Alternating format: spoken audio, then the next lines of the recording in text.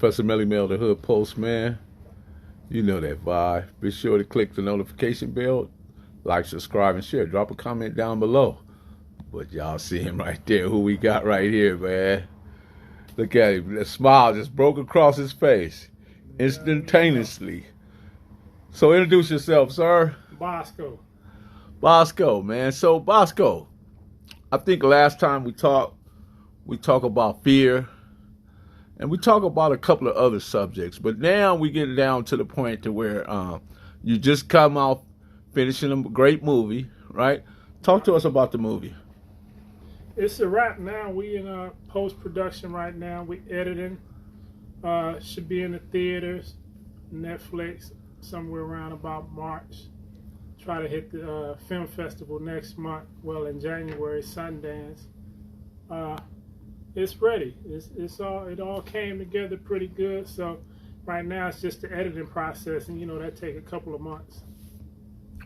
So what was that experience like? Because you had two filming locations. One with the former AM/PM, and one on what they call the Mac. And we had two different locations, and we had various different scenes. So talk to us about that experience. In the scene in the day we shot Tyrese stuff. Tyrese, right? Yeah. So the last 2 days of production we was all over the place. The last 2 days we filmed 2 times. We filmed on McDivitt Street in Compton. We filmed at the old AM/PM off Alameda and Rosecrans. Then we filmed in the studio out in Orange County. So the studio scene was with Vivica Fox. She did her thing. She blew that shit out the water. Potential Oscar nomination right there, the way she performed there. Then at the AM/PM we shot Tyrese scenes. Then we went over to McDivitt later on that night, shot some more Tyrese scenes. And everybody was out there, all the young fellas. Everybody was there to see him, wanted to hang out or whatever. It didn't go as smooth as we expected it, but we banged it out. But I will tell you this, the last time we shot there, Wednesday, with Tory Lanez and Watts Homie Quan, blew it out the park, man. Them dudes, like, Watts Homie Quan and Tory Lanez, like, some real dudes, man. They just, you mean the Tory Lanez? Yeah, the Tory Lanez, man. He was out there like he was from the set, He just felt comfortable. He just ran around the block talking to people, looking out for people, taking pictures with people. Watts Homie Quan did the same thing, like just taking pictures with everybody. It was just so comfortable and so cool. So the takeaway I got from that is that anytime you become somebody and you can go back to the neighborhoods that we come from and just be with them. Just sometimes you don't have to give them shit. It's just your presence, because your presence allows them to see themselves, and it allows them to dream and create this vision in their own head to where they can start pursuing and becoming somebody themselves, because they see that it's accessible. So that's the main thing that I got from it, and I love that part about it, because just having all of them dudes right there and everybody being close up on these celebrities like that, it gave them a lot of hope, and started getting their wheels to turn to where they can start pursuing their own dreams and believing that they can be somebody. So would you say that it was like an absolute pleasure for the youngsters, being that they were able to be on the movie set, interact with the actors, and everybody just have a great time? What was that feeling like? Well, that was the best feeling right there, just to be able to give. Because I know you saw what I'm getting at, and maybe I didn't explain it right. I know you saw the look on those youngsters' face when they realized they was in the presence of Tory Lanez, Vivica Fox, Tyrese, Watts Homie Quan. I'm sure that they was like, "Wow, is this really happening?" Yeah, because it don't happen. You got a lot of people who make movies, and first thing they want to do is they want to go out to Burbank and go out to Hollywood and, go out in Lancaster in the desert somewhere, you know, at the prison out there, but nobody really wants to go back to where the people are.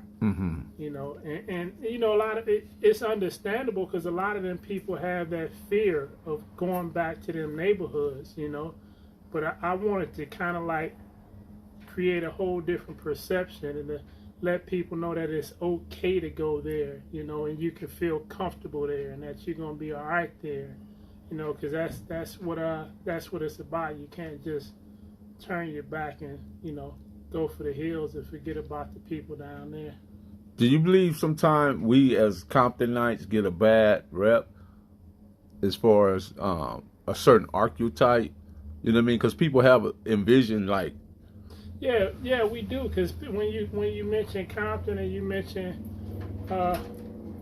where we come from, people get this certain thought in their head, and they associate it with negativity, with gang violence, and you know all the other destructive shit that we did in the 80s and the 90s. They associate all that to it, but at the bottom of it, in the core of us, we are human beings, and we all want the same thing as everybody else.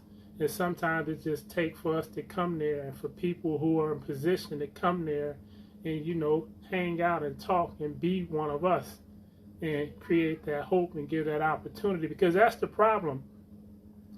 A lot of times we don't see anything else. So if we don't see anything else, we can't believe that we can be anything else.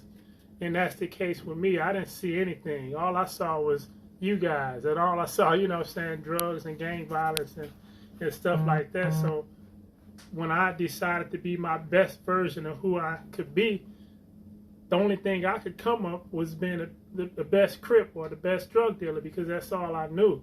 So it's about giving people the opportunity to see something else so that they can dream and have this vision to be greater than what, you know, we've been miseducated to believe that we can be. And so that's my whole purpose now, is to just give all of them young dudes the opportunity to see something else. You know what I'm saying? So when they see me, they see themselves, and they see, okay, this guy just spent all his time in prison, haven't been out but a little bit over a year, and here I am producing movies and soundtracks and documentaries and doing all this other thing.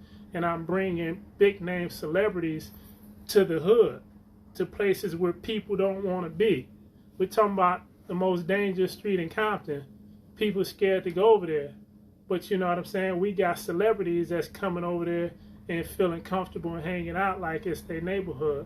And I think that's the thing, because I want to create an image that, you know, it's okay to come to Compton. It's okay to come to the hood, particularly my hood, our hood. You're going to be all right. As long as you come there with good intentions, we're going to treat you like you one of the family, and we're going to appreciate any opportunities you bring over there. So hopefully we can encourage people to come invest and, you know, bring resources over there so that, you know, we can build the hood up and put it back like it used to be in the 80s, you know. I know the time that you and I went over there, me, you, Gertz, and we had Aubrey with us. And I was just observing Aubrey, how it's the same thing, man. It was like, with everything you just said, I saw him come over there and just fall in love with them guys and get so relaxed and be like engaged. He engaged them in a way like, put it on the charger. Charge it up to like 160 or something. 180. He engaged them like he'd been knowing them forever. Yeah, Aubrey the same way. Aubrey said when we went over there, Aubrey, that's like his hood. That's like home for him, you know what I'm saying? Right. But I think a lot of people don't understand, like, how you can inspire somebody by just coming back over there. And, you know, I heard somebody, you know, with young Dolph getting killed the other day, I heard somebody saying, like, he's stupid for being in the hood, right? So it's like, you can look at it like this. He can take his wealth, he can take his fame, and he can disappear. And he can die from cancer, right? Mm-hmm. Or he can die up in the hills.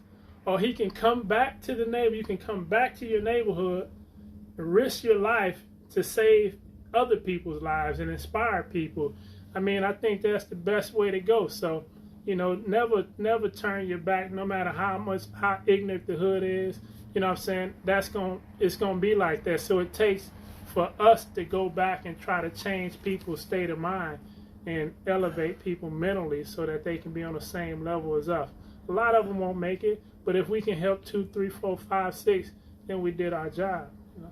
That's why we can't get too caught up with detractors, naysayers, and smoothsayers, because the thing is, man, it's rumors, right, are carried by haters, and they're accepted by fools, but they spread it by idiots, you know, because here's the thing, man, until you experience something for yourself personally, you can't really determine what it is or what it's not. You know what I mean? You got to at least go out and experience it. Because, point in case, man, when you bought the, what's the little white actress name?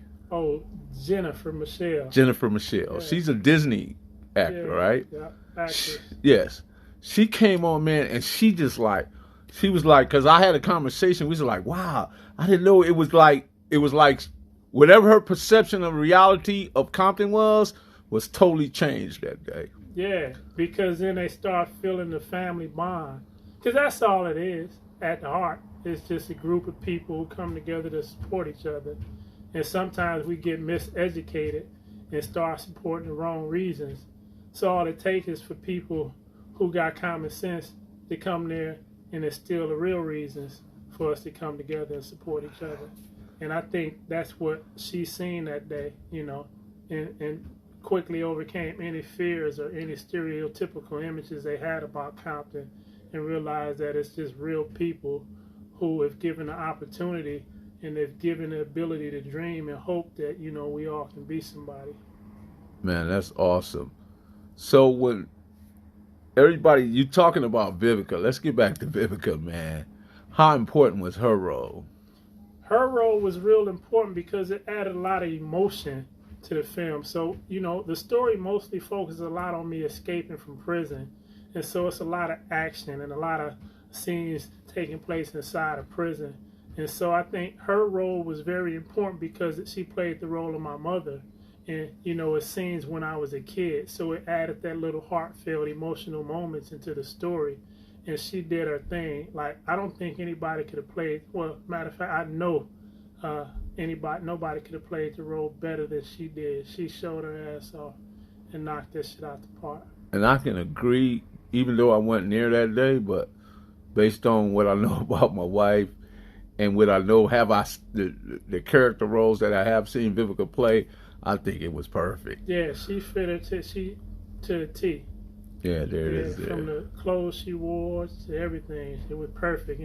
And Kenya was the wardrobe lady that day. She did her motherfucking thing. She did a good job. Shout out to Kenya. Yeah, shout out to Kenya for putting together a spectacular wardrobe. She's always, man, she's always pretty good. When she's on set, man, she just boom, boom, boom. She's a busybody. Nah, she's Kenya, and the same thing with Vivica. Both of them, like Kenya and Vivica together, was like, I think I can say that they were the best combination we had on set, as far as Kenya doing wardrobe and Vivica on point with her acting. She's in and out of her, you know, exchange and changing clothes. It was like they were like ahead of everybody. Wow. I mean, like they did their shit. They real good. Yeah. So what message are you really trying to convey to the youth? Because our youth are really behind in the sense of curriculum, education, and how they apply themselves in the world. So what can we do to help encourage them to be better? Because I know, and because you mentioned about going outside your box, but I think I really didn't start going outside my box until I started reading. Do you think reading is a very important part of that? Yeah, because reading allows you to take your mind outside of your environment. It takes you, you know, if you can pick up a book and read about Africa. That's taking your mind outside of Compton, so to speak. Read about Wyoming or wherever, you know what I'm saying? That's how, if you can't physically take yourself out of your environment, you can do so mentally. And reading is one of the ways that you can do that. So reading is very important. And it's crazy you mention that, because that's when I first left the hood by reading in solitary confinement when I was in the California Youth Authority, and I picked up a book for the first time, and that was the first time that I saw something different in the pages of those books, and that's what really started getting my mind to spinning that, you know what I'm saying, there's something more out there, and I need to figure out a way to access that. So the book is what did it for me. It opened my mind and allowed me to start seeing things other than what I saw for my entire life. 12 months ago, in some weeks, maybe a week or two, you were where? Well, 14 months ago, I was in prison. Okay, 14 months ago. Yeah, I was in a prison cell, maximum security federal prison. So, at that point, did you ever see the end, or did you feel like it was near? Did you feel like something was going to go in your favor to put you right where you are today, doing the things you're doing? You know, I never dreamed of being a producer or being in film. It fell into my lap. But yeah, when I was in that prison cell, you know, I felt it because I was a dreamer and I had a lot of hope, and I, you know, tried to prepare for the best and the worst. So I knew something good was going to happen for me. But to be honest with you, I don't think I had a clue on how my life will end up in this next year. You know what I'm saying? I think very well said. I think I always say that logic will get me from A to B, but my dreams and vision will take me around the world and across the universe. Yeah, that's what I believe, and that's what I stick to. You know, and I think that most people, if they examine exactly what I just said, they might feel the same way. But you got to get into reading and expand your mind, expand your horizon, and meet different people, cultures, understand culture. I think Go ahead. One of the most important things also is that younger dudes got to be patient. You know what I'm saying? That instant gratification is what keep us, you know. And microwave. It keep us taking steps backwards because we're trying to reach immediately, and you know, every time we reach, we're slipping backwards. So I think the thing is like, be patient, because if you look at it, if you're 16 years old right now and you say, okay, at the age of 21 I want to be here or be there, it is damn likely that you will get there if you just put in the work. You know what I'm saying? But sometimes we can't see that far. We want it right now. So we start doing things and we end up going to prison and we don't get out till we're 24. You know what I'm saying? But had we just, now we got to start all over again. How do we break that psychological chain? I think the way we got to break it is we just got to keep drilling it into their head until they get it. A lot of times people just give up on them and just say, look, he's not listening, he's hard-headed, he ain't going to get it, he got to learn the hard way. And that's true. A lot of people are going to have to learn the hard way. But some of them going to learn from this, just constantly being on them about it. And then we got to lead by example. We got to show them. Because when they see it, and that's one of the things with me is I want to show them. Like, I've been out a little bit over a year, and look what I'm doing. So the thing that I'm trying to do is I'm trying to show you that, you know what I'm saying, if you just be patient and you put yourself in grind mode and you work hard at it, that you can get it. You know what I'm saying? It's not impossible. You know, it's not impossible to be in a position where you can create things and you can take care of yourself and be in a, you know, wherever you're trying to be in life. You just got to visualize it. Once you visualize it, have patience, then apply yourself. Learn what it takes to get there and apply it. And just wait for the fruits to fall. So since you've been home, if you had to make up a list of the people that has had an impact on your life, or something that you was able to grab hold and use as a walk, a guiding stick to the path that you traveling, who would those individuals look like, or who are they?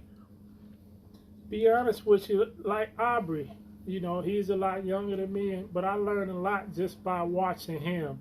And that's an example. And when we go to talk about how young people can be successful and avoid the traps, take Aubrey for example. Aubrey was born and raised in the projects in Brooklyn, right? And you know, somebody saw some talent in him, and his mother stayed on him. She believed in him and started putting him in a place where he can develop them talents. And look at him today. You know what I'm saying? He's a powerful. Yeah, he was a star in Cloak and Dagger, I believe. Yeah, Cloak and Dagger. He sold out Broadway, The Lion King, Vegas. He did live. He's been around. Yeah, he's been around. But and he's like a triple threat too, right? He's good. He's damn good, and people about to see that now when this movie come out. You know what I'm saying? You finna see the next Denzel. I promise you that. But the thing back to the point of the message is that, you know, somebody believed in him, and he started believing in himself, and he patiently applied himself. Who else belong on that list? Few people, you know. I tend to learn from everybody I'm around, you know. Mm-hmm. I'm the type who will come in a room and I'll watch you, and if I see something good about it, I'm going to try to emulate it, you know, so that I can be successful. So, yeah, the list goes on. But I think it's important that, you know, young people just take a look at how he did things and take a look at how I'm doing things now. Just be patient and apply yourself. That should be commended, because so many people have so much pride and ego getting in the way, and when they see somebody, because you just explained that you actually was able to sit with somebody younger than you and actually get a lot from it. Not many people are from our culture, or from the culture from what they call the gangbang, you know what I mean? They got this machoism, you know, in front of everything, you know, and I think sometimes that makes people apprehensive, you know what I mean, in regards to being in their circle or around them, you know. Yeah, but that's something, all that shit is learned behavior, Mm-hmm. you know. We learn from people around us. Mm-hmm. So that's another thing. Surround yourself with people who are doing the good things, people who making it, and then you'll pick up on that too. You know, when it comes to young people, their mind is impressionable. You know, they sit there and they observe and they learn.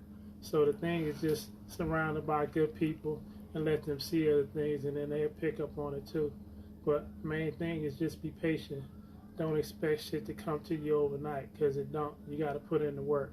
You want to be a hell of a basketball player, you got to go on the court every day and put in the work.